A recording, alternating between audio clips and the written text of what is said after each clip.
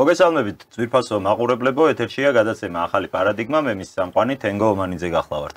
დღევანდელ გადაცემაში ჩვენთან სტუმრად იქნებიან ბატონი თემურ მაისურაძე, ეკონომიკის დოქტორი, მეცნიერებათა დოქტორი და ბატონი კოტე მიქაძე. მოგესალმებით ბატონებო და უღრმესი მადლობა მობრძანებისთვის. მინდა აღვნიშნო, რომ სხვათა შორის როგორც კი დაიდო ეს ანონსი, რომ თქვენ უნდა ყოფილიყავით ჩვენი სტუმრები, ძალიან დიდი გამოხმაურება ჰქონდა ჩვენი მაყურებლის მხრიდან და ეს კიდევ ერთხელ ადასტურებს, რომ მონატრებულია ხალხი ჩვენ სტუდიიდან თქვენს მოსმენას. ასე რომ მადლობთ, რომ მობრძანდით. დღეს არ გვექნება რამე ისეთი მკაცრად რეგლამენტირებული ფორმატი, რომ აი კონკრეტულად რაიმე თემა რაზეც ვისაუბრებთ. მინდა რომ შევეხოთ ზოგად ტენდენციებს, რაც ხდება ჩვენს ქვეყანაში, ბოლო პერიოდის მოვლენებს და იმ ყველაფერს, რაც ხდება ჩვენი ქვეყნის ფარგლებს გარეთ. ბატონ თემურ, თქვენთან დავიწყებ პირველ რიგში საუბარს. ყველაზე აი ესეთი ხშირად დასმული შეკითხვა, რაც მე გამიგია ჩვენ საზოგადოებაში, არის ის თუ აი ყველა იმ პროცესის შეფასებისას, რაც ხდება, რომ რითი სრულდება ეს ყველაფერი, სადამდე მიდის ეს ყველაფერი, როდესაც საზოგადოება არის უკიდურესად პოლარიზებული, თითქოს ნორმად იქცა ხო ჩვენ საზოგადოებაში, რომ უნდა ვიყოთ ორ ბანაკად გაყოფილი და ეს ორი ბანაკი სამკვდრო სასიცოცხლოდ არის ერთმანეთთან გადამტერებული და მთელი აი საქართველოს ცხოვრება თითქოს ვითარდება აი ამ პოლარიზაციის ირგვლივ და გარშემო. ყველა მოვლენა ამ ყველაფერს უკავშირდება. რა ვიცი, ეს კი არის თითქოს ნორმად დამკვიდრებული, მაგრამ არ მგონია, რომ ეს იყოს საერთოდ ნორმალური საზოგადოებისთვის და არ მგონია, რომ დიდხან შეიძლებოდეს ასე გაგრძელება. საინტერესოა თქვენ როგორ აფასებთ აი ამ მოვლენებს, თქვენ როგორ ხედავთ მიმდინარე როგორც პოლიტიკურ, ისე სოციალურ მოვლენებს და სადამდე შეიძლება ესე გავაგრძელოთ? სადამდე ეყოფა საზოგადოებას და ქვეყანას რესურსი, რომ ამ რეჟიმში იცხოვროს? მოგესალმებით ბატონო გის, მოგესალმებით ბატონო კოტე. უღრმესი მადლობა, მივესალმები ტელემაყურებელს, მეც მომენატრა თქვენ ტელემაყურებელთან ურთიერთობა. დიდი ხანი არ ყოფილა თქვენთან სტუდიაში მიზეზთა გამო და დიდი სიამოვნებით შევეხები, იმიტომ რომ საკითხი არ არსებობს საქართველოში. საქართველოს მოქალაქე, რომელსაც ეს საკითხი არ აწუხებს. ანუ თქვენ ხედავთ, რომ თქვენ ყველა ბაგირი მოიჭიმა თვითმმართველობის არჩევნებისთვის შიდა მტრის თუ გარე არაკეთილი მოსურნის. მე იმაცაც დიდი სიამოვნებით ვიტყოდი, რომ ვითომ მოყრის, მაგრამ სინამდვილეში მტრის, იმიტომ რომ მტრული დამოკიდებულებაა საქართველოს მიმართ, რადგან მოთხოვნა სრული კოლონიალური დამოკიდებულებისკენ და არა როგორც გაფასებენ, როგორც სუვერენულ სახელმწიფოს. მაგალითად უბრალო მაგალითი მინდა ახლა საზოგადოებას მაგალითად მოვუყვანო, წარმოიდგინეთ, რამდენად კარგავს საქართველოს ევროკავშირში პირობითად სუვერენიტეტს თუ ის ევროკავშირის წევრი გახდება. ფაქტი იყო ახლა სახეზე, რომ ურსულა ფონ დერ ლაიენმა გადაწყვიტა მთელი ევროპის მაგივრად ამერიკასთან რა შეთანხმება გაეფორმებინა. ანუ აბსოლუტურად კაბალური შეთანხმება განახორციელა ფაქტიურად სუბიექტთა პატარა ვიწრო წრემ ყველა სახელმწიფოს ნაცვლად და წარმოიდგინეთ ახლა საქართველო. და როდესაც ისინი ასე ეხმარებიან იმ ძალებს, რომლებიც საქართველოში ყოველ წუთას მზად არიან, მათი დახმარებით ამოაყირაონ ხელისუფლება და ხელისუფლებაში მოვიდეს ავანტურისტთა ჯგუფი, ან ის ძალები, რომლებმაც უკვე დაუმტკიცეს დასავლეთს, რომ ისინი უერთგულესები არიან დასავლეთის ყველა მოთხოვნაზე, აი ამ პრობლემას ვაწყდებით. რამდენი ხანი შეიძლება ეს გაგრძელდეს? ნუ ალბათ თითქმის 1 წლის წინ თქვი, აღარ მახსოვს რომელ ტელევიზიაში, რომ ბოლო რო იტყვიან ბერკეტი, რომელსაც დასავლეთი გამოიყენებს, ეს იქნება მეთქი ვიზა ლიბერალიზაციის საკითხი და ჩვენთან გაქვთ, ჩვენთანაც გაქვთ ნამდვილად ეგ საკითხი, ნათქვამი, მახსოვს კარგად. იმიტომ ფაქტი იყო, რომ ეს იქნებოდა ბოლო ბერკეტი, იმიტომ სხვა ბერკეტები, რომლებიც მათ ჰქონდათ, აბსოლუტურად ყველა გაქარწყლდა. ეხლა მოდით ნახოთ ამას პოლიტიკური ელფერი როგორ მიეცა, რომ თქვენ აი ამ რაღაც ორი კანონის და რაღაც აი ამ ხელისუფლების გამო კარგავთ იმ თავისუფალ მიმოსვლის უფლებას, რომელიც ახლა გაქვთ ევროკავშირთან. თუმცა ნებისმიერი შეგნებული ადამიანისთვის, ვისაც ესმის რა არის სუვერენიტეტი, შვილები ოჯახის მშობლებს არ ემორჩილებიან და მთელ სახელმწიფოს მორჩილებაში მზად ხარ დათანხმდე ევროპას იმისთვის, რომ ვიზა შეინარჩუნო? ანუ წარმოიდგინეთ რა დევს სასწავლის მეორე მხარეს. ახლა რამდენად ძლიერი არიან ეს ძალები, რომლებსაც ამისი სურვილი აქვთ. ღმერთის წყალობით, მიუხედავად ამხელა ფინანსების მობილიზების, ამხელა პოლიტიკური დახმარების და ზეწოლის დასავლეთიდან ვერც ახალი ლიდერი გაჩნდა ამ ჯგუფებში. ვერც ახალი მოღალატეების ჯგუფი მიემატა. და თუ მაგალითად შევხედავთ ესე იგი აი ამ თუნდაც აი გორბის ბოლო კვლევებს ჩვენ დავინახავთ რომ ტენდენცია რომ ხელისუფლებას ჰქონდა სადღაც 50-ზე მეტი 60%-ამდე ყოველთვის და ოპოზიციას ყველას ერთად აღებულს სადღაც 40%-ის დიაპაზონში ჰქონდა იგივე სურათი გამოიკვეთა. ეხლა აქ რა ხდება? ამ 40%-ში დაახლოებით 12-15% არის აი მართლა შიგ ევროპელი, რომელსაც ვერც ვერაფერს აუხსნი, ვერც ვერაფერს გააგებინებ, არ არსებობს ღირებულებათა სისტემა, რომელიც მათ დაარწმუნებს, ან არგუმენტთა სისტემა, რომელიც მათ დაარწმუნებს, რომ ეს არასწორია, რადგან 30 წელი ესმით, რომ ევროპა არის მომავალი, ევროპა არის კეთილდღეობა და ასე შემდეგ. ეხლა რა ხდება ამ 12-15%-ის მიღმა? საზოგადოების ის ნაწილია, რომელსაც ახსოვს მაგალითად დაუშვათ პირობითად ჩემი ასაკის ადამიანებს რო ხედავთ, რომ აი საბჭოთა კავშირის დროს იყო ეს და ეს გაპიარებულია ძალიან ცუდად, რომ ჩვენ ძლივს მოვიპოვეთ დამოუკიდებლობაში და აი ახლა ჩვენ მივდივართ თავისუფლებისკენ. ანუ იმისი გაანალიზება, რომ ღრმად შეიხედოს რა ხდება დასავლეთში, ის პროცესები დაინახოს, ამის ხელმისაწვდომობა არ აქვს. და მესამე ჯგუფი, რომელსაც საერთოდ არ აქვს წარმოდგენა, რას ნიშნავს ჩვენთვის ევროკავშირის წევრობა. ანუ სულ ერთ საკითხს მოვიყვან არგუმენტად. ევროკავშირის, უпростоრეთ ევროპარლამენტის შემადგენლობა, რომელიც არის 705 დეპუტატი, 65% ხმების ეკუთვნის 6 ძირითად სახელმწიფოს. 21 სახელმწიფოს რჩება 35% ხმების. ჩვენ რომ 22 გავხდეთ. ეს 21-ვე სახელმწიფო რომ შევახუჭუჭოთ, რომ მხარი დაგვიჭირონ რაღაცაში, რომელიც საქართველოსთვის გჭირდება საკანონმდებლო ცვლილების თვალსაზრისით. მაინც არ ყოფილ. 65-35-ის წინააღმდეგ. ხო და აი ამას რომ ხედავ ადამიანი, იმას რომ ხედავ რომ ერთმა ფონ დერ ლაიენმა შეიძლება გადაწყვიტოს მთელი ევროპის საკითხი, მრავალი წამოიკიდოს და ვის მისცენ ფული და ვის არა, მაგალითად ორბანის მაგალითი ჩვენ კარგად ვიცით რომ კუთვნილი დაფინანსება ვერ მიიღო და 1 მილიონ სიხდის ჯარიმას ყოველ დღე. ხო წარმოგიდგენთ სახელმწიფო. ამ ყველაფერს რო ხედავ, სულ პატარა ოდნავი ტვინის განძრევა ჭირდება იმისთვის ადამიანს, რომ ადვილად მიხვდეს, რომ იმ სუვერენიტეტის მოპოვების სურვილით, რომელთაც საქართველოს მოძრაობდა ამ გზაზე ბევრი შეცდომა დაუშვით. იმიტომ რომ ის საბჭოთა კავშირი ისედაც იშლებოდა და ჩვენ ზედ გადავიტეხეთ ყველაფერი, გამოვიწეთ სამოქალაქო ომი, გამანადგურეთ ერთადერთმა რესპუბლიკამ მთელი ჩვენი ეკონომიკა, მოვსპეთ ბოლო აგურამდე დაშალეთ ეკონომიკა.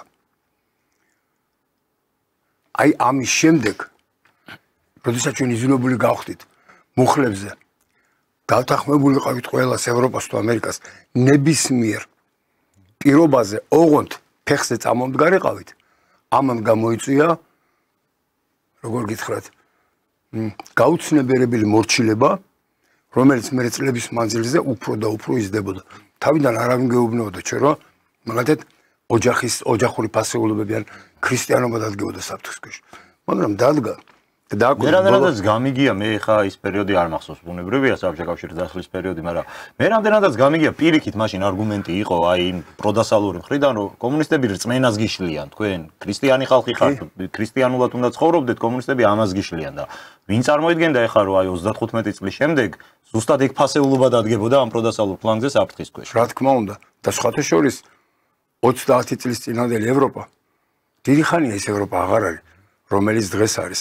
შესაბამისად, ჩემი პასუხი იმაზე თუ რა იქნება, მოკლედ გეტყვით, რომ მათი მცდელობა დამთავრდება შემდეგი ფიასკოთი.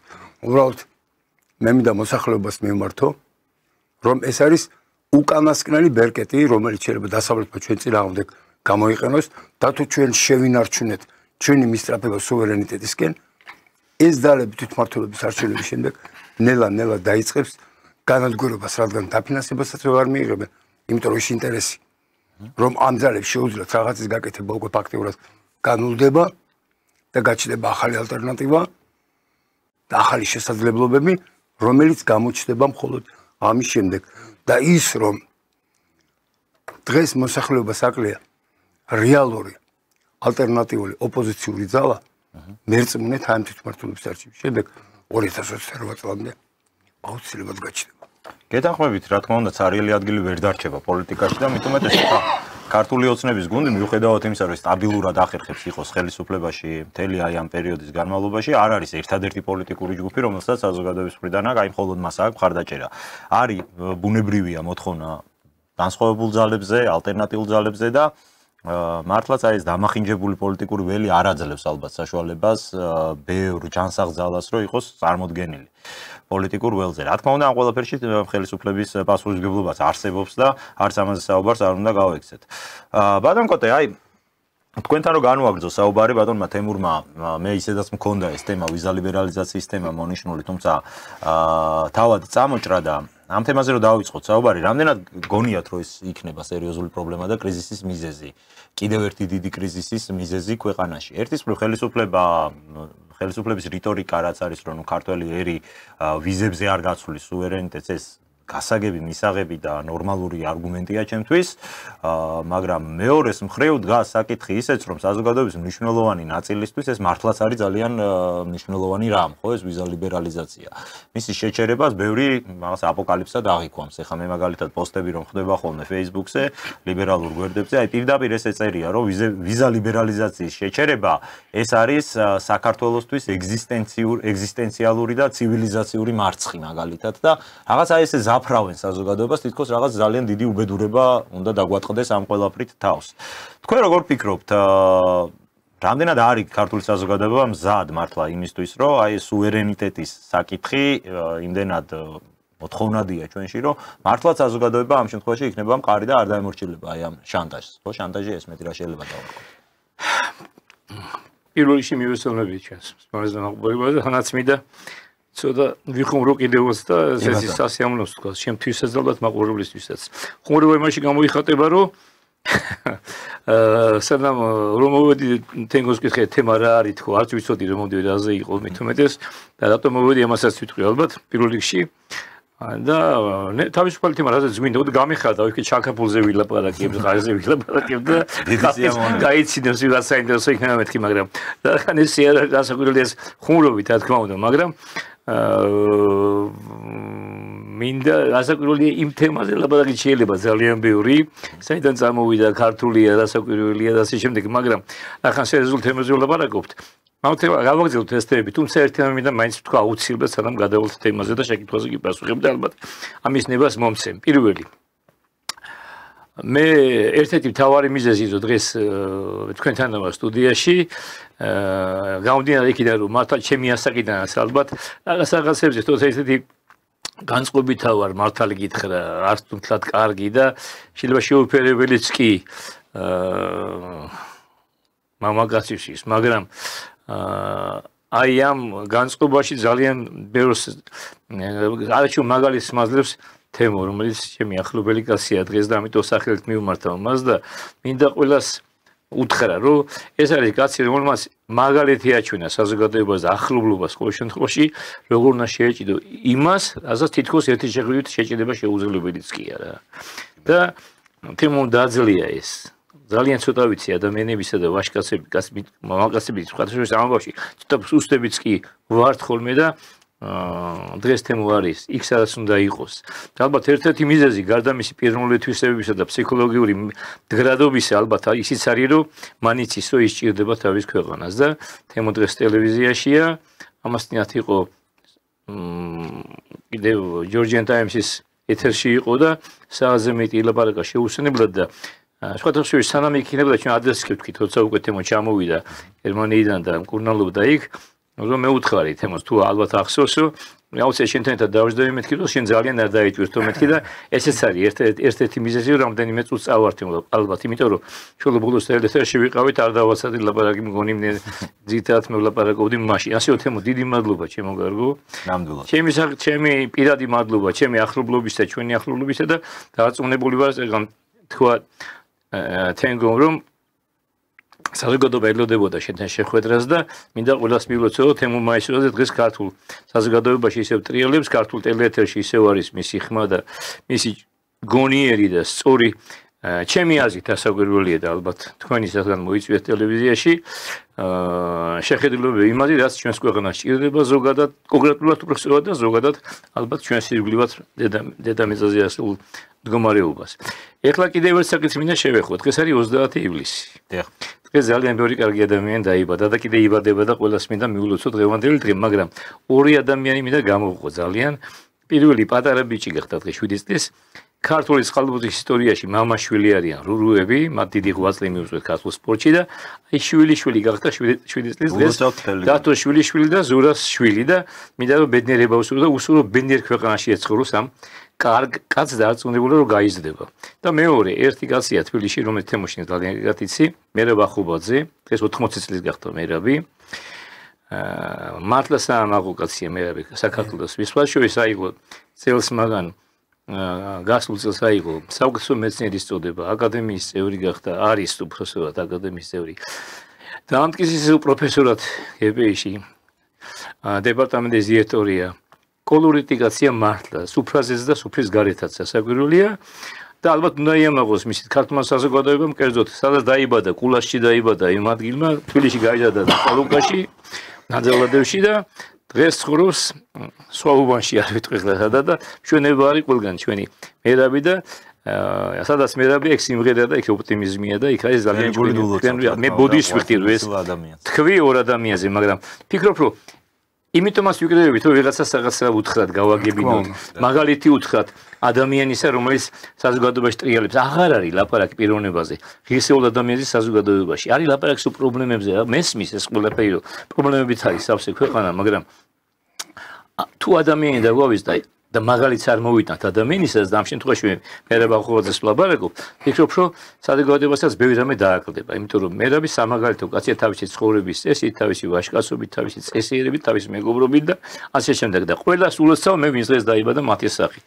ეხლა რა შეეხება თქვენ შეკითხვას ბოდიშვილი თუ დროებით წავიღი ცოტას ვილაპარაკებო თემამ ისევ ეს როგორც არ აქვს მკაცრი რეგლამენტი ასე ხო ამიტომაც მივეცი შემთხვევაში უფლება ამისი და ფიქრობ საზოგადოებასაც ეცოდინება რომ არის ესეთი ბევრმა იცის ეს თბილისში თითქმის ყველა მიცის მაგრამ ალბათ კიდევ ბევრიღაც გაიგებს რომ ეს ძალიან საინტერესო კაცი არსებობს დედამიწაზე ჩვენს ქალაქში დღეს და დიდხანს სიცოცხლე მინდა უყურო საოცრად ზაღი და გონიერი კაცია მაგალითია ბევრ რამეში ჩემთვის რა თქმა უნდა რაც შეეხება ვიზა ლიბერალიზაციას ალბათ ესეთი მარტივი პასუხის გასაცემი არ არის ეს საკითხი მაგრამ მე მართალი გითხრათ მახსენდება სევალჩებში მიწევდა მე გასვლას ყოველთვის საზოგადოება მიცია ამნეჯერმე და ყოველთვის იყო ჩემთვის რაღაცნაირი შეურაცხმყოფელი მოყოფილი ოღონდ ქცევა იქ ისევ ქართველებისა ვინც მუშაობდნენ იმ სევალჩებში რაღაცნაირი დამამცირებელი ცოტა დამამცირებელი არის მართალი გითხრათ ბევრისთვის ალბათ ვისაც ახსოვს ეს რაც იყო მაგრამ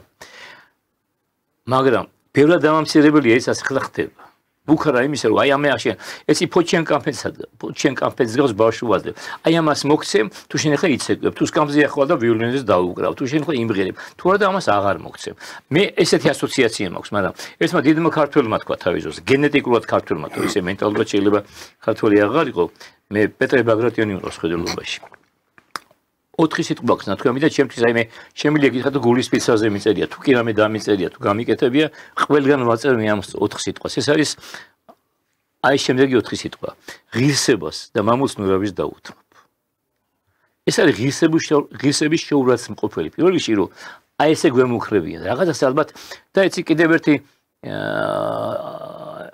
ანდაზასავით მინდა ვთქვა რა აი დაუსრულებელ უბადურებას დაუსრულდეს ჯობია ერთხელ სამუდამოდ დასრულდეს ეს უბადურება რაც არ უნდა იყოს რა გახდა ვერ გავიგე რა გვაქვს საქართველოს რა აქვს ესეთი სახვეწარი ევროპულ ქვეყნებთან რომ აი ესე გვიქნებდნენ წითელ ლენტას რა თავის ისტორიას გადახედნო და საქართველოს ისტორიასაც გადახედნო რა წეღარო თქვით რომ ის თემო ბძანა წეღარო ის ევროპის ქვეყნები ის ქვეყნები აღარ არის რაც იყო. რატო არ არის თემო ის ქვეყნები? იმიტომ რომ ის საშუალება აღარ აქვს იმაზე იდგნენ რაც იდგნენ. ბრიტანეთის იმპერიაში გვირგვინი მეფისა მხოლოდ და მხოლოდ ინდური ბრილიანტებით არის მოჭედილი. ინგლისური ბრილიანტი არ არის. აი ამ ხელა გვირგვინზე სავსე ბრილიანტებით არის ინგლისური ბრილიანტები მხოლოდ და მხოლოდ. ეს ხო სამხელა იმპერია ბრიტანეთისა ხო იმაზე იდგა, რაც ქვია კოლონიურ ქვეყნებზე დგომა. მთელი კონტინენტია ორი მოსხეპილი ადგილობრივი მაცხოვრებელი არა. მე არ მიყვარს ხოლმე ლაპარაკი ახლა მაინც და მაინც ანგლო-საქსებზე, მაგრამ ფაქტებზე ვილაპარაკოთ რა.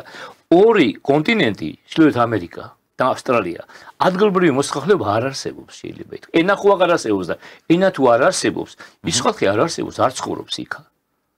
რა თქმა უნდა, ენა თურქეთში ქართველები რო არის, ქართველობა მეტია, გენეტიკურად ქართველი თურქეთში, ვიდრე საქართველოში. მაგრამ ენა რო აღარ აქვს, იციანო მეუბნებიან. არ ლაპარაკობენ იმაზე თუ ის აღტუ ახსოვს ვიღაცას რაიმე. ისინი გენეტიკურად ქართველები არიან, მაგრამ სხვა ქართული არაფერი არ აქვს. რა თქმა უნდა, ენა არის ამ შემთხვევაში გამოსახულება. არაფერი, მაშინ როგორ არის ქართველი თუ იმენაზე არ მეტყვი. ეთანხმებს სავსები. სომხები რო არიან თბილისში, რატო არიან ის სომხები? ენა აქვს ჩერჩენი. ყველგან ესე არიან. ეს თვისება აქვს, ხა ჩვენ არ აქვს სამწუხაროდ ეს თვისება. რომ შევინაშოთ, მაგრამ ვერც ვამტყუნებ ხა თურქეთში მაინდამაც, იმიტომ საუკუნეებია უკვე ისინი არიან. თუმცა აი ფერეზნელი ქართველები მათ ენა შეინარჩუნეს. ისინიც არ ლაპარაკობენ. ისინიც არ ლაპარაკობენ. იმათ ცოტა ჯერეთი ეხლა ისი საქართველოს განსხვავებაა კუთხეებისი, ვინ როგორი ხალხი ცხოვრობს და ალბათ იქ კახეთიდან წასული ხალხი ახალებს და სხვა მენტალიტეტი ჰქონდათ. მე ერთხელ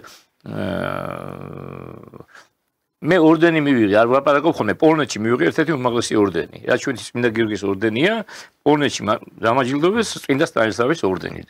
რო ჩამოვედი, არაჩვეულებრივი კაცი მყავდა, ახლობელი მეგობარი, ერთად გავიზარდეთ ზაალ ქიქოზე. პირში ბევრმა იცის ყოველ შემთხვევაში და ვაშკაცი კაცი, მაგარი მთასვლელი, მაგარი მეცნიერი და რაღაცა და რო ჩამოვედი, ვითხარი, ბიჭო, ზაალიკო მეთქი, კათოლიკური ორდენი მომცეს მეთქი. ესე ვთქვი და სიტყვა და მაინტერესებს, მივიღე მეთქი და ზაალიკო მითხრა, რომ კათოლიკური კიდე მტერი თუ დაგაჯილდოებს ორდენი და ეს საამაყუაო, ეს თუ საამაყუაო, აი ეს არის ზუსტად ორჯერ მეტად საამაყუო და იქვე მივაყოლე რა და რაღაც ის პერიოდი იყო რომ არეულობა იყო აქ თუ გახსოვთ მაშინ და კახეთში იყო სიწყნარი მარტო რა აზე მოყვე ორდენი სიწყნარი და დანარჩენ ქვეყანაში მხედრიონი აი ბობოქრობდა რომ იტყვე კახეთში არ იყო ეს ამბავი და ხო და ბიჭო რა არეულობაა ქვეყანაში შეხედე მეთქი კახეთშია მარტო სიწყნარი მეთქი და იქვე პასუხი გამცა იცი რატო კახეთსო სახელმწიფოური მენტალიტეტი დარჩა გლეხსო გენშიო 100%-იანი მითხრა იქ იყო სამეფო ყოველთვის ხო კახეთში სამეფო იყო სამთავრო და ასე შემდეგ საკუთრეებში ქვეყნის ბოლო 6 საუკუნის ისტორია ქართლის ისტორია ხო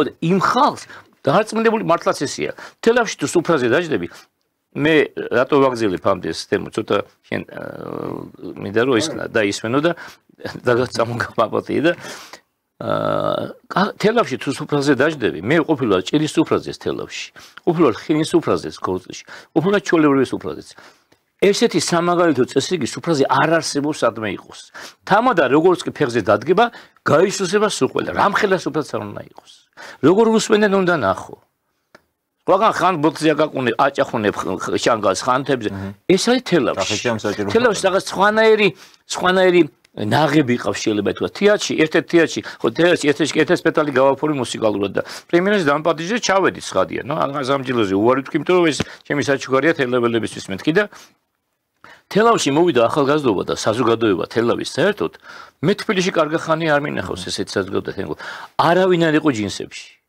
სულ ყველა ის მივიდა ყველა დღესასწაულზე თელავის თეატრში პრემიერა იყო და გაოგნებული უყურებდი და შემშურდა ისინი სხვა ქართველები არიან, მაგრამ შემშურდა ისო ამ ქალაქში სხვანაირი დამოკიდებულება რაღაცნაირი ერთმანეთს მიმართ და ხელოვნების მიმართ, იცი? და ეხლა ვერ შეხვდა იმას ეთქვამით რა მოხდაო გახეული ჯიშის შედისო, როგორ შეიძლება?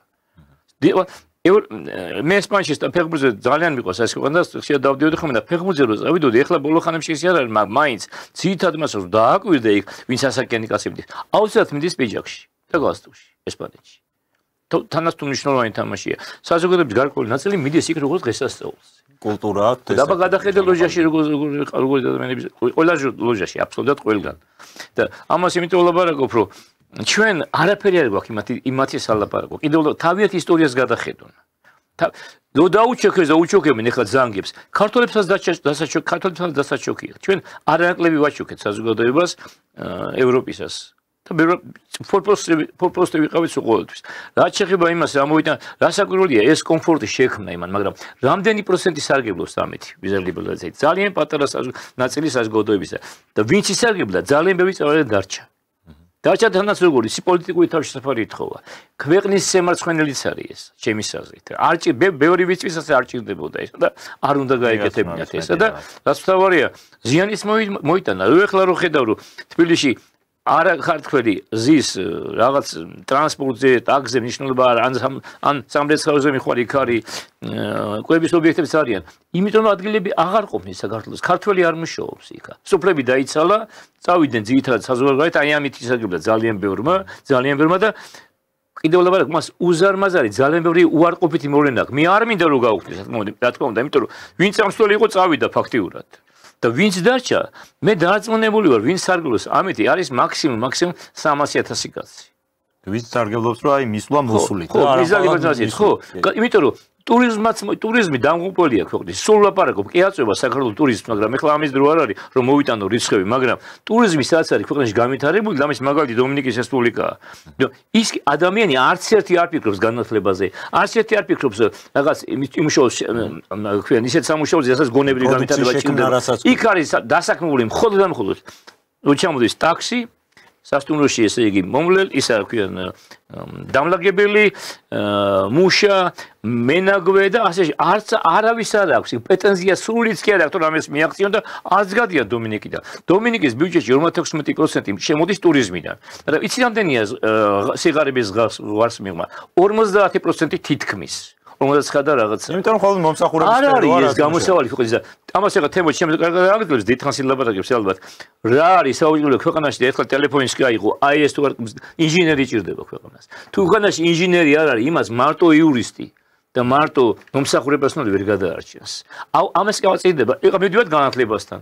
ეს აი კიდევ ისია აკინძული ყველაფერი აქა. მეტი რომ შეიძლება ბოდიშვილი შეიძლება გავაგზელი, მაგრამ თემო დაისმენ და ეხლა მინდა თემო. კი ბატონო, არა, ნამდვილად ასეა. ტურიზმთან დაკავშირებით კონკრეტულად სრულიად გეთანხმებით, იქიდან გამომდინარე, რომ აი ეს ტურისტის რო ჩამოდის აქ, რას ვთავაზობთ? რეალურად საქართველოში ტურისტი ყიდულობს თურქულ პროდუქტს, იკვებება თურქული პროდუქტით ან რაღაც. ხო, ბოდიშვილი აი დავამატებთ ეს კარგი ის უნდა მეთქვა და ზუსტად გააგზელი.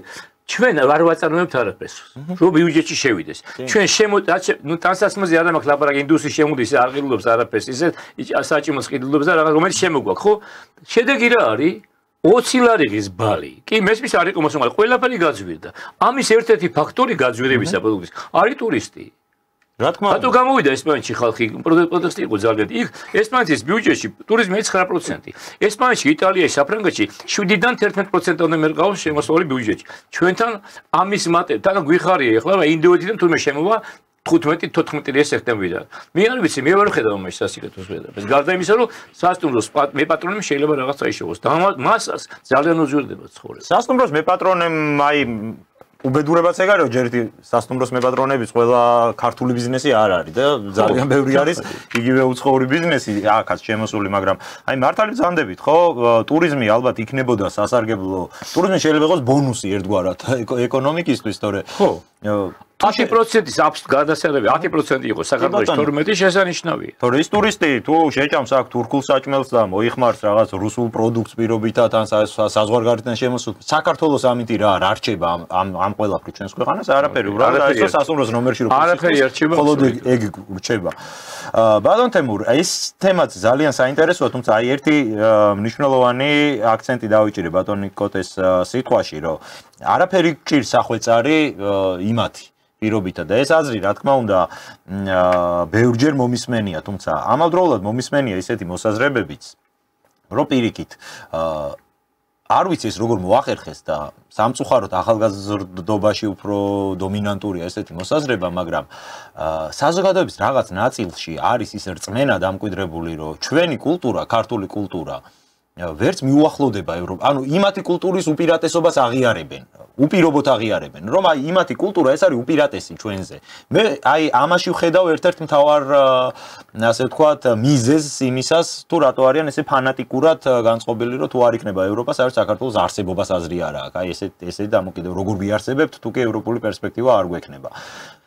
ეს როგორ მოხერხდა, ან რამდენად არის მართლაც ეს მნიშვნელოვანი მომენტი, რომ საზოგადოების რაღაც მნიშვნელოვანი ნაწილი საკუთარ კულტურაზე მაღლა აყენებს სხვა ქვეყნის, სხვა ცივილიზაციის კულტურას და ამაში დარწმუნებულია, რომ ისინი ჩვენ ყველაფერში გვჯობიან და ჩვენ ვართ აი პაპუასები, რომელსაც ისე უნდა ელაპარაკო, როგორც გველაპარაკებიან. ვერაფრით ვერ დავეთანხმებ მაგ მოსაზრებას, იმიტომ რომ ჩვენ გვაქვს უძველესი კულტურა, ერთ-ერთი უძველესი. მოდი იმასაც ხაზი გავუსვათ, რომ თეთრკანიანი უცხოურ ენაზე არის კავკასოიდი. ანუ აქედან არის წარმოშობა თეთრკანიანობის. მესამე, ყველა ქვეყანას როგორი კულტურაც არ უნდა ქონდეს, ის შესიზღვრებულია მის ცნობიერებასთან, მის ტრადიციასთან და ეს არის მისი განუყოფელი. რადგან კი შენ სხვა ქვეყნის კულტურისკენ იწყებ ზიარებას, შენ მეობას კარგავ და რო ეზიარო კიდეც, შენ უკვე ქართულ გენზე, ქართულ ფესზე აღარ დგახარ. და ვერ ხდები ამათ რომ ის ვერასოდეს ვერ გახდება. აგარი წერლის ღამურა როა იდეალურია. რატო ფასობს საქართველოს როგორც ეგეთი? იმიტომ რომ იმათ აინტერესებთ ჩვენი ტრადიცია და ჩვენი კულტურა. თუ თავისას ხედავენ. აქ ის ტურისტი, რაზეც ახლა ბატონი კოტე ლაპარაკობდა, იმიტომ ჩამოდის რომ ის უნდა ნახოს, რაც მას არ უნახავს. მესამე, ქართული ტრადიცია და ქართული კულტურა უძველესი დროიდან იყო მაგალითი მათ შორის შუა აზიის ქვეყნებისთვისაც და სხვათა შორის თუ ქრისტიანულ ღირებულებებზე გადავალთ, ამ ფასეულობებში ჩვენ ბადალი არ აქვს. მოდით შევხედოთ ესე იგი მეორე მხრიდან. ამ ადამიანებმა მითხრან რა კულტურული და ეგეთი ფასეულობითი ღირებულებებია ევროპულ კულტურაში, რომელიც ძალიან განსხვავებულია გერმანელების, ფრანგების, იტალიელების. იქაც არ არის ეს ერთ-ერთი რა თქმა უნდა, რომელიც მას მიაჩნია, რომ ქართულს ჯობია თუ აქვს წარმოდგენა ევროპის ქვეყნების კულტურის სიღრმეებზე. ხო და სულ ყველაფერს რო თავი დაანებო, საქართველოს კულტურას და ჩვენ ტრადიციებში მონათმფლობელობა არ ყოფილა და მათ ისტორიაში მონათმფლობელობა იყო ერთ-ერთი ძირითადი. ბოლომდე. კი. თითქმის 4 საუკუნე მუსრსავლებდნენ, სადაც კი გემებით მივიდნენ და სადაც კი ხელი მიუწვდებოდათ. ეს ჩვენ ტრადიციაში, ჩვენ კულტურაში არ ყოფილა. და ბოდის ვიხდი, მაშინ შენ კონკრეტული მაგალითები უნდა გქონდეს. და რაღაცით რომ აღმატებულიც იყოს, ეს მისია. შენ ის ვერასოდეს ვერ გახდები, მაგრამ თუ ეს დაკარგე, შენ მეობასაც კარგავ. მრავალფეროვნება არის ყველაზე მნიშვნელოვანი. წარმოიდგინეთ, რომ მთელი მსოფლიო გლობალიზმის მთავარი ამოცანა რა არის? ეს კულტურა და ეს ტრადიციები მოისპოს და ყველა გადავიდეს რაღაც ერთ რობოტიზირებულ რაღაც რობოტიზირებამდე მისულ ღირებულებათა სისტემამდე. და რაც მთავარია, ეს ღირებულებები არის მხოლოდ მომხმარებლური. აღარავით არის პიროვნული, აღარავით არის ტრადიციული, აღარავით არის რაღაცა სხვა უფრო ღრმა ფასეულობები. მოდით შევხედოთ რა აქვს კიდე დასავლეთს კარგი. კი ბატონო, განათლება და მეცნიერება. რაზე დგას დასავლეთის განათლება და მეცნიერება? განა მათი სკოლები ჯობდა საბჭოთა კავშირის სკოლებს? არა, მაგრამ მათ შეუძლიათ მსოფლიოში მოკრიფონ და უფრო მეტი გადაუხადონ ყველაზე ძლიერ მეცნიერებს. თუ ნახავთ ამერიკულ სკოლას, თუ ნახავთ ევროპულ სკოლებს, ყველა გვარი, ყველა ქვეყანა და ყველა იმის წარმომადგენელი, რომელიც თავის დარგში რაღაცით გამორჩეულია. ანუ ეს მათ სპეციფიკაში და მათ რო ვიტყვი რაღაც მაღალ გონივრულ იმაში კი არზის შესაძლებლობებში. არამედ მხოლოდ იმ ნაწილში, რომ მათ შეუძლიათ უფრო მეტი გადაუხადონ განვითარებული ეკონომიკები იზიდავს, ასე ვთქვათ, ინტელექტუალურ. კი ბატონო, მაგრამ ეს განვითარებული ეკონომიკა საიდან მოვიდა? სხვა ქვეყნების დარჩვიდან. ექსპლუატაცია. ჩვენ ეს არასოდეს არ გვიკეთებია. ან თუ შენ მონებს ჩამოიყვან, თუ შენ იქიდან ოქროს და ყველა ნედელს და ყველა საბადოს წამოიღებ, ეგრე მეც გავხდები ძმაო. ძალიან მდიდარი სახელმწიფო. ანუ რაზე დგას ის ბჭყალებში ვიტყოდი ღირებულებები? წურბელობაზე, სისხლის თმაზე, სხვა ქვეყნების და სხვა ადამიანების განადგურებაზე და თუ ჩვენ ამას ჩავხედავთ, დავინახავთ რომ ჩვენ მაგან დამოკიდებულება ჩვენთან კოლონიური არ არის? წმინდა წყის კოლონიური დამოკიდებულება, მეტი რაში გამოიხატება აბა. ხო, თან ეს ფოჩიანი კამფეტი რა ჩადიოდნენ და მიქოდნენ ფოჩიანი კამფეტი და ოქროს ართვდნენ. კონკისტადორები რო ჩადიოდნენ ამერიკაში რა იყო? სარკე, ოქრონობით ოქრო მოქონდათ. ზილპილოები. ბოდიშვილი თემო, ისეთ თემას შეეხება, არ შემიძლია მესაც შევერთო მაგაში რა. კულტურაზე რო იყო კითხვა, კარგი კითხვა იყო ძალიან, აი რა გვაქვს ასაკი. კულტურა რა არის? კულტურა შედის რა? ხელოვნება, წერლობა, ლიტერატურა, სიმღერა, ცეკვა, ხო? აი სრული პასუხისმგებლობით ვლაპარაკობ. მსგავსი ქართული სიმღერის არ არსებობს მსოფლიოში. მათ შორის ცეკვის. მე სიმღერაზე განსაკუთრება ეს არის საოცარი მარგალიტია ბრილიანტია. მე მეგობრები მყავს ანსამბლი შავლეგო, რომელსაც რაღაცნაირად ვახერხებ, ახლობის დახმარებით და მართლა ვერ ქვეყანაში ვართ ნამყოფი. აი იქ სადაც არის შავლეგო, იმ კუთხის პირველი პიროვნება არ ვცილდება რა. ამას სული მნიშვნელობით ვლაპარაკობ და ჩვენ განსაკუთრებით გვაჯერენ ვსწრებით ხოლმე, როცა დიდი სუფრებია ხოლმე ძალიან დიდი, იმათი მათთან გვაჯერენ სუფრაზე ყოველთვის. და როცა ჩვენ კაციშვილი არ ვღერის იქა რა. მეორე, ცეკვა. საოცარია ქართული ცეკვა, ხო? ჩვენც ვიცით და ყველა ამასაც იაფასებს. მაგრამ უყურე ცეკვა კიდე შეიძლება ვიღაცა მოახერხოს ის ცეკვას, ქართული ცეკვა არის, რუსები ცეკვავენ მოსკოვში, იქაც, მაგრამ სიმღერა ქართული, განსაკუთრებით გურული სიმღერა, მიუწვდომელია ყველასთვის. არ არსებობს მათ ჩვენ უსმენთ გურული ხასანბეგურა, ან ნებისმიერი კრიმანჭულიანი და იმერული სიმღერა, გურული სიმღერა ოდოია, ვინ არ არსებობს ვინოს შეესრულებინოს მსგავსად. ერთადერთი წყნარი სიმღერები რომლებიც არის კორსიკელები მღერიან იმას, მართლა მეგრულ სიმღერებს, იმიტომ რომ გავს რაღაცით კორსიკელებისაც და ბასკების რაღაცით ჩამოგავს და მაქვს მესმის მართალია. შემდეგ წერლობა შოთას ჩვენი უბედურება პატარაერი ვარ დარგვისნობენ, მაგრამ შოთასნაირი ვინმე შეუქმნია, ვაჟასნაირი წერალი საერთოდ არსებობს და ვინმე წაგი ჩვენ ხო ვკითხულობთ ყველაფერს და ყველა ენაზე დაწერილს და ვიცით ვინას არ მომადგენს. ეს ხო შეუდარებელი მწვერვალია, ხო? რა ნიკოლოზ ბალათაშვილი 27-ის ბიჭი მოკვდა და აღიარებულია ერთ-ერთ ერთ დიდ მოაზროვნეთ პოეზიაში, ხო? მხატვრობაში საგვაქვს სათქმელი, ძალიან თუნდაც პირველად მართალია პრიმიტივისტებშია, მაგრამ ვინც არის მსოფლიოში პრიმიტივისტები, ქართველებიც ვართ იმაში დასახელებელი. სპორტში. ნუ სპორტში საოცარი. აი რა ბალტიისპირეთის ქვეყნებმა რო შეგვჭამეს ამ სრული მნიშვნელობით. ერთი ადამიანი დაგვისახელონ ერთი. საბონისის გარდა ისიც კალებურთელი იყო ერთი და ჩვენც ყავდა არანაკლები შეიძლება ითქვას, ეხლაც აქვს. ვინმე რაიმე სახეობაში რომ გვერდზე დაგვიდგება ჩვენ მართალია გოშინ წავაგეთ ესტონურად ფეხბურთი არა ეს კლუბმა წააგო და არა 3 მილიონი არის ამდენი სახეობა არ არსებობს განსაკუთრებით საბრძოლო სახეობებში ხო ახლოსენური რა გვაქვს ასეთი სასწავლებელი ბალტიისპირელების ეგნემა გვითხრან მაგრამ უბედურება რაშია იცი რო გადახედო ორდენებს ვით დააჯილდოვა აი წმინდა გიორგის ვიცი ნებისმიერი ღირსების რო გადახედო ვინ დააჯილდოვა ზააკაშვილმა 80% სრული პასუხისმგებლები დგებულები არიან ლიტველები და შიგადაშიგ ამერიკელები კიდე რა. და ცხადი ახლა გარდა იმისა, ახლა ზღებულობდნენ, ალბათ მე არ ვიცი, მაგრამ ამიტომ გულნათგიანები არიან, რა თქმა უნდა. ბოდიშვილი თემა და გაგზავნე. არა. არა, უბრალოდ იმის მომდევნო რომ რაც უფრო ღრმად შემდივართ მაგ საკითხის განხილვაში, უფრო მეტად ქარწყლდება ეგ ვითომ არგუმენტი და მაგის გარდა რა მოყავთ კიდე. დიდი ბოდიშით LGBT ღირებულებებში ვერ დავეჭერთ და ვერ დავეწევით. ხო. და მერთმან უნდა გვაწიოს და მერთმა. არც ვაპირებთ რა თქმა უნდა. მითხრან კიდე რა არის სხვა. ეგ თემა აღიზიანებთ ხოლმე ბატონ თემურ, სხვა შორის რომ აი მაგას რო ახსენებთ და აუცილებლად უნდა შევეხოთ, იმიტომ რომ რაღაც ერთგვარ საპირწონე ზუსტად ამ ვიზა ლიბერალიზაციის საპირწონედ დაგვიდეს, ხო რომ აი კანონი უნდა გააქვს ოჯახურ ღირებულებების დაცვასთან დაკავშირებული კანონი. რაღაცა ისეთი შარჟის სახე მისცა აქ ამ საზოგადოების ამ ლიბერალურმა ნაწილმა, რომ გათხოვების გეშინიათ ქართულ კაცებს და იქამდე დავედით, რომ მე მეგონა თავიდან რომ ანუ უბრალოდ საშაყიროთ იძახიან ამას, მაგრამ აი ისეთ ფორმაზე აძლევენ თვითონ სერიოზულ არგუმენტად ასახელებენ ამას, რომ ქართულ საზოგადოებას თურმე ვინც ვართ ეს ევროსკეპტიკოსები თუ დასავლეთის მიმართ სკეპტიკოსები გათხოვების გვეშინია და იმიტომ ვართ სკეპტიკოსები.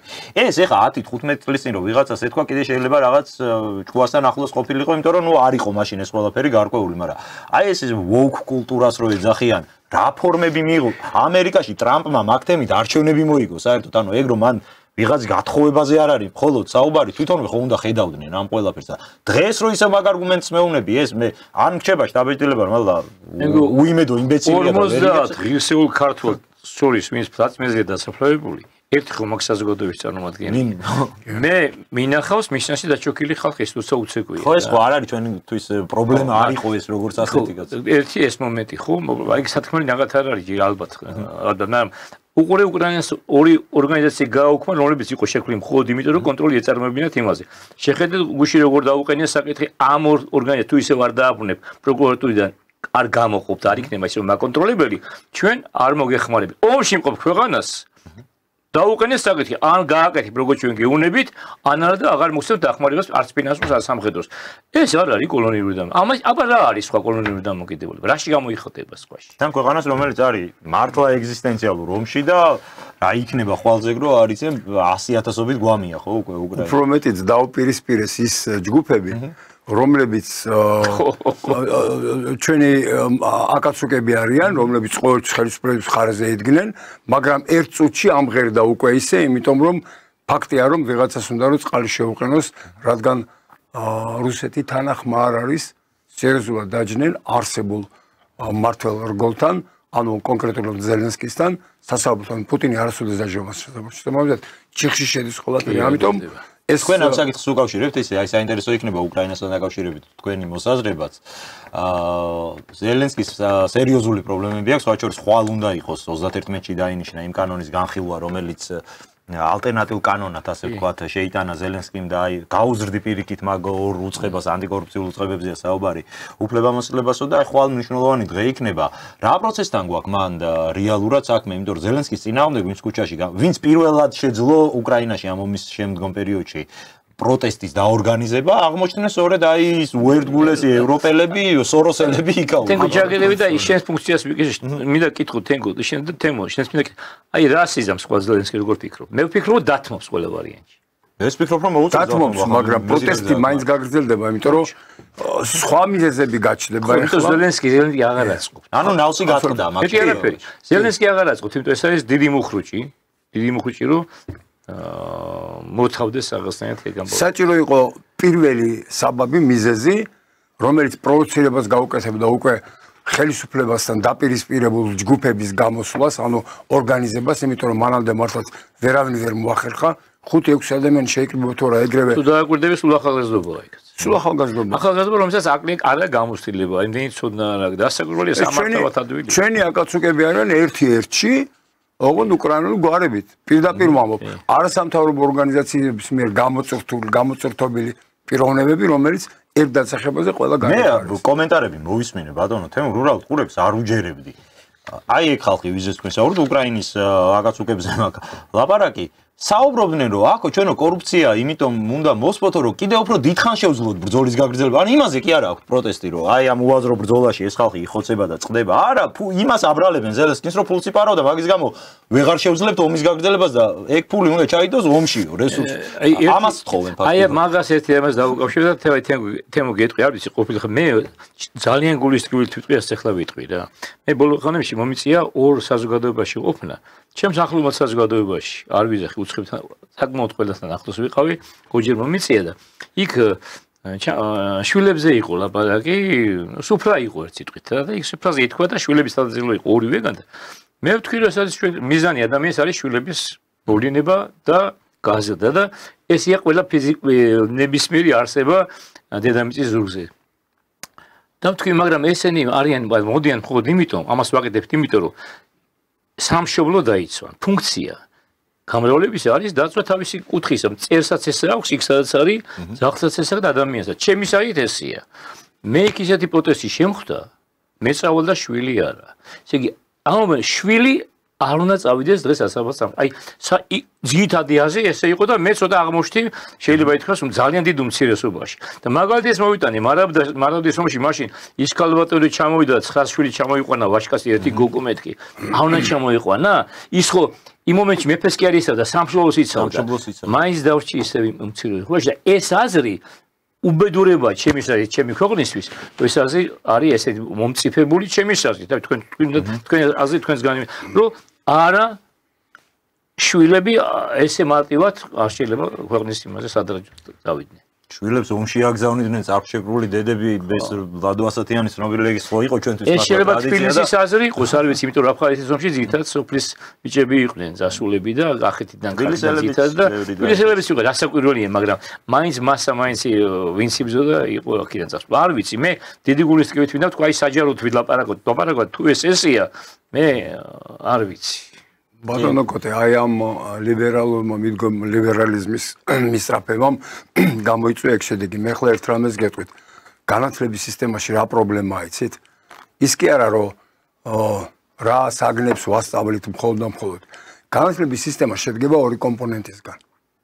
ერთი კარგად ვიცით რა არის. ეს არის რომ განათლების სისტემაში და ოჯახში ბავშვი უნდა იზრდებოდეს პატრიოტი.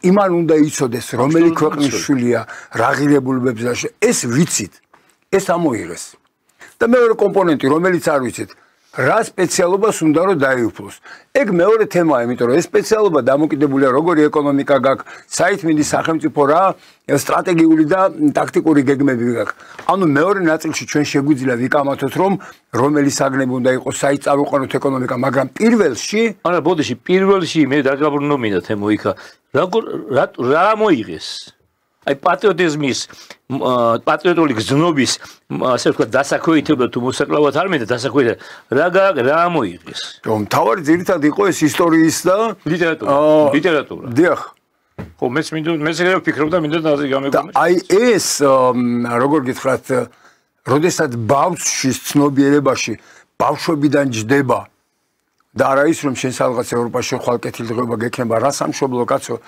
რისიომი იმანიომოს შერატო და იომო ამან ყველაფერი შეცვალა და რეალურად ჩვენ როდესაც ვიზდებოდით სამშობლო და უსაფრთხოება იყო ნომერ პირველი და ეს იყო განათლების ერთი ნაწილი მეორე ის ძირითადი საგნები სკოლას ვამბობ ის ძირითადი საგნები რომლებიც ყველაზე ძალიან მჭირდებოდა რომ რაც შეიძლება მეტი არჩევანი მქონოდა და დაუფლებოდი ამა თუ იმ სპეციალობას და თან მაგალითები მოქონდათ ხო დაწყებული არ ვიცი ხლა მეფები და ამ წინა საუკუნეში კიდევ დაწყებული მეორე მსოფლიოების სამამულოს ვეძახი მე კიდევ დღეს რასაკვირველი 300,000 ქართველი დაწვა იქა მეტი კიდევ და გმირები მე რო გვარები ჩამოთვალე ვახსენო ზოგიერთი დაარწმუნებული ვარ ჩვენ ახალგაზრდები არც ერთმანეთის ოთარ ჩეჩელაშვილი დაუშვათ ისა ლუსმანაშვილი ჩანჩიბაძე იგივე ქუჩა იყო სოლოქში ისა ლესელიძის ქუჩა გმირი იყო ის კაცი რატო შეუცვალეთ სახელი იმ ქუჩას კოტი აფხაზი კი ბატონო უზარმაზარ პატივსე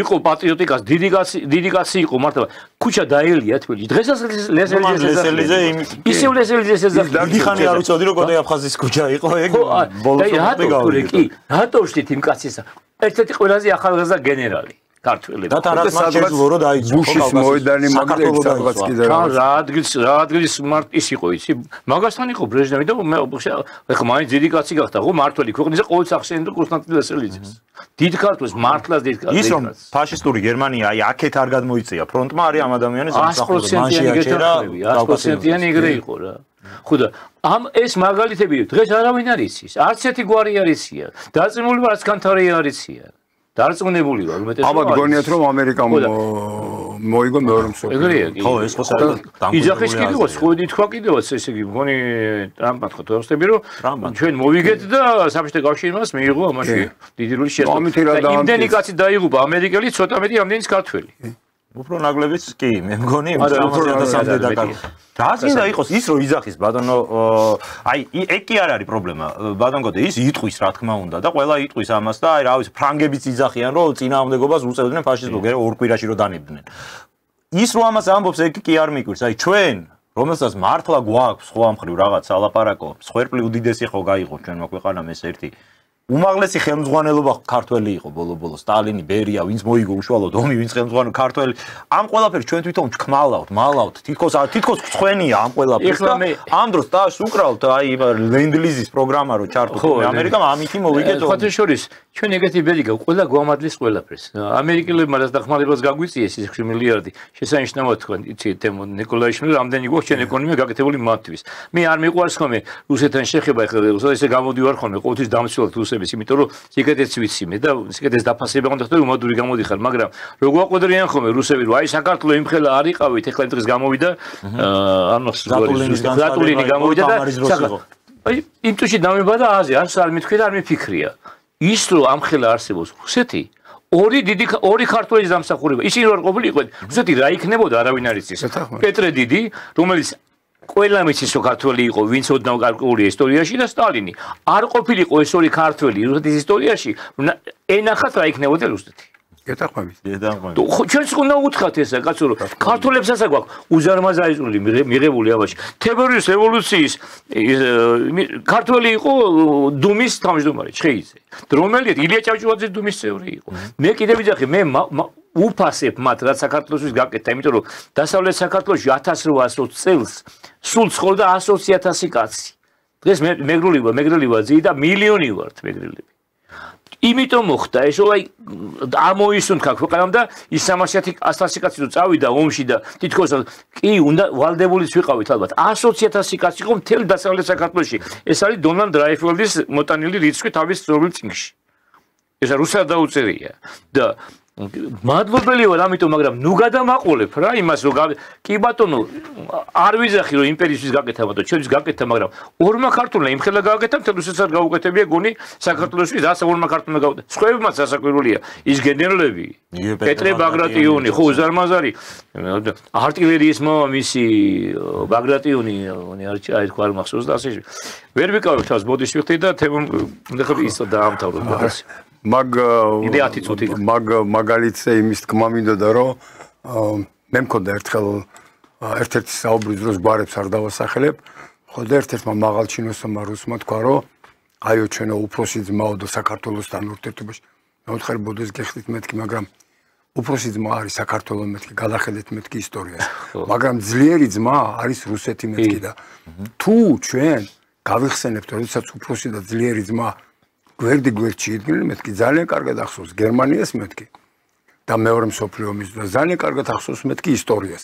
ანუ სწორედ ის გვარები მქონდა მხედველობაში, როდესაც ჩვენ ერთად ქმნიდით რაღაცას. და არ ვიცი ახლა ახალგაზრდობამ რა თქმა უნდა არ იცის, მაგრამ ვიდრე ეგრეთ წოდებული ჟორდანიას პერიოდი იყო, მაშინ მარტო მაჩულებს ჰქონდათ განათლება, საქართველოს მთლიანად გაუნათლებელი იყო. და საბჭოთა კავშირის შემდეგ ყველა სოფელში უკვე განათლება შევიდა და ყველა შვილი უკვე იყო განათლებული და ეს ვინიცის რამდენ ხანს გაგრძელდებოდა 2300-მდე იყო მაშინ სკოლა საქართველოში. ეს დაგრებულია. ესენი რომ ნუ როგორ გითხრათ? მაგაზე მომისმენი არგუმენტი რომ ეს რაღაც ნუ კომუნისტების ექსკლუზივი კი არ იყო, ეგ ეპოქა მოიტანა, ეგ ისედაც მოხდებოდა. ასეთი არგუმენტები მაქვს მოსმენილი და ამიტომ ცოტა გაზვიადებულიაო რომ უკავშირებთ იმ წყობილებას. არავითარ შემთხვევაში ჩვენ ძალიან კარგად ვიცით რომ იმ დასავლეთშიც კი მდიდრებისთვის იყო კარგ სკოლებში და დღესაც კი ხელმისაწვდომობა და ღარიბებისთვის ძალიან ბევრგან საერთოდ ხელმიუწვდომელია სწავლა. თუ არ ვიტყვით იმას, რომ შეიძლება სკოლაში უფრო გაიხსნას ბავშვი, ვიდრე რამე ისწავლოს, ეგეთ ვარიანტებზე. ხო, ფინეთში უფასოა განათლება დღეს. კაპიტალისტ ქვეყანაში, მაგარ კაპიტალისტ ქვეყანაში სწავლა არის უფასო, ჯანმრთელობა არის აბსოლუტურად ხელმისაწვდომი ფინეთში. ხო, შეიძლება კარგი გადავიღოთ ჩვენც, მაგრამ რაც შეიძლება განათლებას კიდევ მაგრამ მე მიწევს ხოლმე რაღაც მომიწია ახალგაზრდათა პატარა მე-11 კლასის ბიჭებთან შეხვედრა და მიქეს ძალიან უკითხები დასაგანი იყოს მათემატიკა მორიბიან ის ეს მარტივ კითხვას ვაძლევ ძალიან მარტივს. პი იცით ხო? დეგო თითქმის არ იციან და თუ იციან და რიცხვი მითხრეს. რას წარმოადგენს? ვერავინ რატოა? ხო, საიდან გამოვიდა ეს მოდიო? არა, ეხლა თუ გვისმენენ, აი თვითონ თავისთავად შეეკითხონ ჩვენ მამსვენებლებმა და ახალგაზრდებმა, ვიცი გარიან, რა არის პი და საიდან მოვიდა? თუ ვინმე იტყვის, ეს ისე იმან, ვინც ჩვენ დროს ისწავლა. რა თქმა უნდა. ვერ გეტყვის, რატოა 314 მიასადი რატოა? ვერ გეტყვის. ყველაზე მარტივი კითხვა, რომელიც ყველა ხელმძღვანელს სჭირდება. ნებისმიერ სამეურნეო ხელმძღვანელს სჭირდება ეს რიცხვი, რომ არ მოატყუოს მუშა, იგითმა ინჟინერმა. გეთახმებით. მოჩევათო. ხო, ნუ აი ჯამში გვაქვს რაღაცა გარკვეული ძირითადი პრობლემები, რომელზეც საერთოდ ვერ საუბრობთ. იმიტომ რომ ისეთ სიტუაციაში ვართ, რომ იმ ადამიანებთან გვიწევს ახლა ბრძოლა და საკუთარი ქვეყნის და თავის დაცვა, რომლებსაც ეს საკითხი არ ესმით და მზად არიან რომ გარე ძალების ბრძანებით ამ ქვეყანას ამოუტრიალონ ის ისტორია, რაზეც ჩვენ წეგან ვისაუბრეთ და ვფიქრობ, რომ აი ახლა ეს არჩევნები რო ჩაივლის და ეს ბოლო ბერკეტი საქართველოში ვერაფერს ვერ შეცვლის. თქვენ აზრით გამოიყენებენ ესე იგი ამ ბერკეტს მაინც? ფიზიკურად ვერა. ჯერჯერობით მუქარაა. ფიზიკურად ვერა. ნახეთ რა არის იმ მომენტში, როდესაც არჩევნები ჩაივლის. გააქტიურებენ გაყალბების კიდე ახალ საკითხს და ამ დროს იქ დადგება უკვე ვიზა ლიბერალიზაციის გაუქმების საკითხი. უბრალოდ თემა წამოიწევა და ვიღაცა იქ ევროპარლამენტში იტყვის, რომ დროა ბალტიისპირელი. კი, ინიციირება გავაკეთოთ ამ კანონის, რომ აი აქ ამითი კიდე მეტი ფორსირება გააკეთონ პროცესში. სინამდვილეში ეს ვერ მოხდება. არ შემიძლია კიდე ახლა გამახსენდა სპონტანურად იმაშევი რა. ეხლა ვიყავი ჩილეს მაკედონიაში.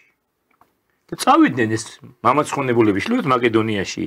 პრივატიზმის ქვეყნებში, ბულგარეთში, რუმინეთში, აი თელ პოლონეთში და ასე თელ ქვეყნებში და ნახონ თუ არიან ჩვენზე რაიმეთი, გინდა ეკონომიკურად გაასყიდული, გასუფთავებული. რა გონიათ ბატონო კოტე, უმრავლესობა მარცის ის ეგენი რო ევროპული ქვეყნები, ევროპა მაგათ გონიათ საფრანგეთი, გერმანია მარტო. ერთი მინდა კიდე ისა ერთი მინდა თქვა, აი უყურე გუშინ უსმენდი ვიღაცას უდღეს არ მახსოვს, ზუსტად სანიკიძე იყო თუ ვინ იყო. 4-შიო მოემზადოთ, 4-შიო გამოვიდეთო და დავანახოთო, ესე იგი, ქვეყანასო და მსოფლიოსო, რამდენი ვართო, შედალოცვილო. რას გამოდიხარ, მაშინ მიდი იქ, მიიღე, მოიგე. თუ ამდენი ხარ და ამის ერთი ადგილი გაქვს რომ მოიგო, გადი, რატო წვალობ, რატო აწოლებ ამ ხალხს? მაგრამ მე ჩვენ დავყავთ რამდენი ვარ. ეხა 4-ში უნდა თუ ჩამოვიდნენ 100,000 კაცი, დაუ, ჯერ ის მომყვანი არიან 100,000, მაგრამ კიდევ ლოგიკა ნახე რა. მაშინ თუ ისე ხა მაგარი ხარ და მომგები ხარ, ხო? გადი და მიიღე. 1-2 რაიონი მაინც მოიგე. თორემ ადგილობრივ არჩევნებში ექნებათ ამის. ბატონო კოტე, მე ჩვენ დავთვალონ რამდენი ვართ რა. მე ამას პირდაპირ ვამბობ. ანუ მე მწყის ისე ესეთი მარტო დაპირისპირებით როგორ შეიძლება ქვეყანა მიარსებოს და ამაში უზარმაზარი წვლილი თენგოს კოლეგებს აქვს სხვათა შორის შეტანილი. ნუ თუ ტელევიზიაში ზოგიერთში არაფერი დადებითი არ მომხდა რა ამ ქვეყანაში. მე მიშას რაღაც დადებითებს არ უკარგავ. მართლა გეუბნები რა. არის მომენტები რომელზეც მართლა ფიქრობ რომ დადებით შედეგი მოიტანა ამან. ქალაქიდან დაწყებული და შეიძლება სისტემაშიც რაღაც, მაგრამ თუ იმის მერე არაფერი თუნდაც რაც ხდებოდა პენტენსიონში და არ ხდება. რაც ხდებოდა დაუშვათ თელდიქს მიმართულებით არ მინდა ჩამოვიდა. და ვერ ხედავ ხო? არაფერი დადებითი არ არის. მარტო ლანძღვაგინება შეიძლება ქვეყანაში ეს სიკეთის მომტანი რო არ იქნება, შენთვისაც არ იქნება. ხო შენ ხო იცი რომ ბოროტებით და ზიზღით გაზრდილი კაცი თავისი ბოროტებაში ზიზღში დაიხჭება. იმიტომ არ ვიდა ლანძღვა მეზობელი არც ერთი ქვეყნის. ზაღლი არ შეიძლება გაზადო ვიღაცის იმიტომ რომ შეაკუტება ის ცოტა ხანში ზაღლი და ადამიანი როგორ უნდა გაზადოს ზიზღით შეკად სიყვარულით გაზარდე რა. დადებითად ეს არგუმენტი უთხარი რომ შენ რომ მამადლი ამას. აი მეც ეს გაგიკეთე ხო ამ პატარა კაცმა, პატარა ერმა. შენ რომ ამდენი მომეცი, მე ხო ამაში ეკონომია გაგიკეთე შენ ბოლოსული ვარ რა. იგივე ევროპას წინა ფორპოსტი ვიყავით სულა, ყველა ომში მონაწილეობას ღებულობდნენ ქართველები. აღმოსავლეთ ქვეყნებში ესა დასავლეთშიას მარტო ხარ როგორ მივიღეთ. 10 ბალტიისპირელი არ იყო ერთად. როცა 1500 ქართველი იყო ავღანეთში. რაღაცაში ხო შეიძლება სიყვარულით დაიზარდოს. ეხლა ეს არ არის ჩემი აზრით მსოფლიო დონეზე ალბათ აღიარებული, მაგრამ აი იგივე საფრანგეთში რო აქვს პუატიეს ბრძოლა პირობით სად შეჩერდა ისლამის გავრცელება. აღმოსავლეთში სად გაჩერდა? დიდგორმა გააჩერა, ხო? თორე სადამემი წავიდოდა მე ეგ ისლამი ღმერთმა იცის. აი ეს როლი ყოველთვის ქონდა საქართველოს და აი როცა ვამბობთ რომ ჩვენ ვართ დასავლური კულტურის ნაწილი, ალბათ ამ ყველაფერში და რო ამბობენ ისინი არ მგონია რამე ესმოდეთ ამ ყველაფრის, იმიტომ რომ პირველ რიგში ეგ იგულისხმება რომ ჩვენ ვიყავით ქრისტიანობის ბოლო ბასტიონი. რაც მთავარია ღვინოს ჩვენ თავზე ავიღეთ. რაც მთავარია ღვინოს სვამენ, ვისგან სვამენ ამოვიდეს.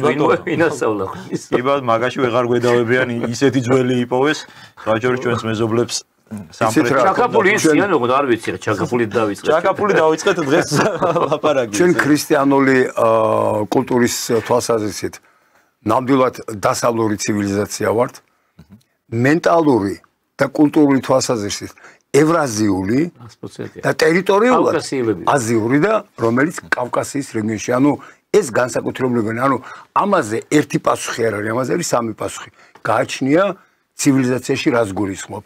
ერთი არის რელიგიური, მეორე არის კულტურული და ცნობიერების საკითხი და მესამე არის მაგის იდეალური მაგალითი არის ჩვენი სამზარეულო. იდეალური მაგალითი, აი მაგისი, წეგან კულტურაში წეგან არ დავასახელით, მაგრამ ხო ერთ-ერთი სახე ის არის, აი იდეალური მაგალითი, აღმოსავლური სანელებლებისა და უშუალოდ ნუ არის თელდიგი ჩამოხდა შეამეცი და ხოდა როგორ დამოკიდებულება სტუმართან, არ ვიცი, განსაკუთრებული ქვეყანა ვარ, თქო ამ ხრივას გამორჩეული და იდეოლოგია როგორ არავისთან სახვიწელი არ არის, ახლა მაგაზე წავიდა საქმე, საწყენი იქნება, რასაკვირველია, იმიტომ ეს უპატივცემულობაა, ჩვენს მიმართ და საწყენი იქნება, მაგრამ არაფათ არ არის ღირსების შელახვა, არაფათ ისის უარ მოგწონს სელჩოში ისის არ არის იმათ. დიდი მადლობა მინდა გადაგიხადოთ ბატონებო, ერთმა საათმა გაირბინა ამასობაში და ვფიქრობ, რომ ძალიან საინტერესო ეთერი იყო, მაყურებლის კომენტარებიც ამას ადასტურებს და მადლობა ტელემაყურებელს, რა თქმა უნდა, რომლებიც დიდი მადლიერებით საუბრობენ თქვენ საუბარზე, ძალიან საინტერესო იყო გადაცემის მოსმენაო. მადლობა ამისთვის. დაგემშვიდობებით. შეგახსენებთ, რომ ბატონი კოტე მიქაძე და ბატონი თემურ მაისურაძე იყვნენ დღეს ჩვენი გადაცემის სტუმრები. ჩვენი სტუდია პარასკევს დაბრუნდება ეთერში. დავით ახვლედიანთან ერთად და საინტერესო სტუმრებთან იქნება დათოს გადაცემები, ასე რომ დაველოდოთ პარასკევს. მადლობას გიხდით მომავალ შეხვედრამდე ნახვამდის.